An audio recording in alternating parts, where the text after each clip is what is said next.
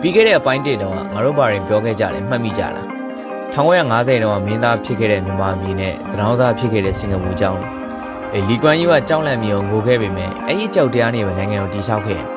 ငါတို့စီကဥနေဝင်ကတော့မာနာနဲ့တကားပိတ်ရှိသမျှပညာရှင်တွေကိုမောင်းထုတ်ခဲ့တယ်ဆိုတာပြောခဲ့ပြီးပြီစင်ကာပူကအစ္စရေးတွေကိုမက်ဆီကန်မာလို့လိမ်ပြီးတော့စစ်တပ်ထောင်ခဲ့တဲ့ရှိုးဝက်ချက်ကိုလည်းငါတို့သိခဲ့ရပြီအခုအပိုင်း2မှာတော့နိုင်ငံတစ်ခုရဲ့ operating system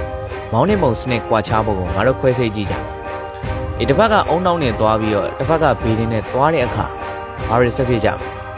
1980ခုငွေဆက်ကိုကိစ္စဘလို့ဖြစ်လာတယ်ပြီးတော့ဒီနေ့ခေတ်ရန်ကုန်နဲ့စင်ကာပူဘလို့ကွာခြားသွားလဲ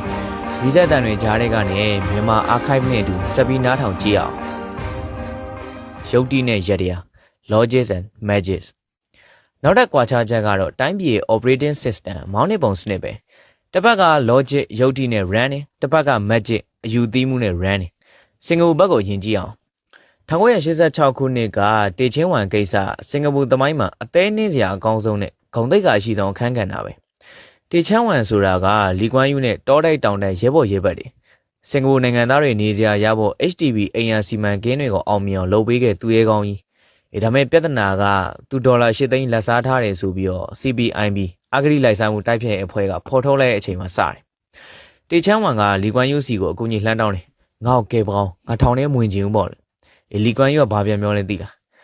sorry ပဲတကယ်ချင်းငါမျိုးကူညီလိုက်ရင်စင်ကာပူရဲ့ဥပဒေစိုးမိုးပျက်စီးသွားလိမ့်မယ်ဆိုပြီးညင်းလိုက်တာနောက်ဆုံးတော့တေချမ်းဝမ်အရှက်တရားမခံနိုင်လို့ကိုယ့်အိမ်မှာပဲကိုအဆုံးစီရင်သွားတယ်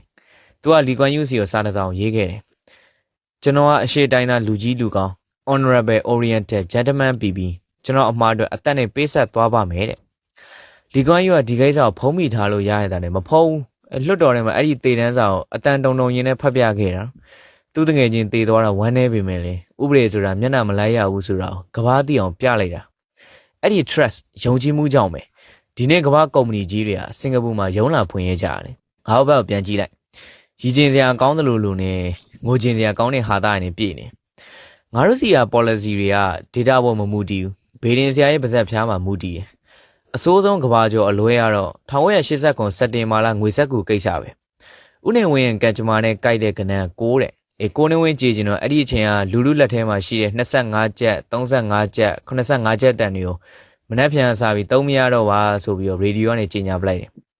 အစားထိုးလိုက်ပတ်စံတွေကဘာလဲ45ကျပ်တန်4နဲ့5နဲ့ပေါင်းတော့90ကျပ်တန်6နဲ့3ညနဲ့ပေါင်း6တဲ့ကဘာမှာဘယ်နိုင်ငံမှမရှိရင်ကနန်းအစမ်းနေမင်းမျက်လုံးထဲမှာမြင်အောင်ကြည့်လိုက်ကွာနေရလေသမားကြီးတယောက်သူ့နွားရောင်းပြီးတော့ရလာတဲ့ပတ်စံအိတ်ကြီးကိုဖတ်ပြီးငိုနေတော့မြင်အောင်ကြည့်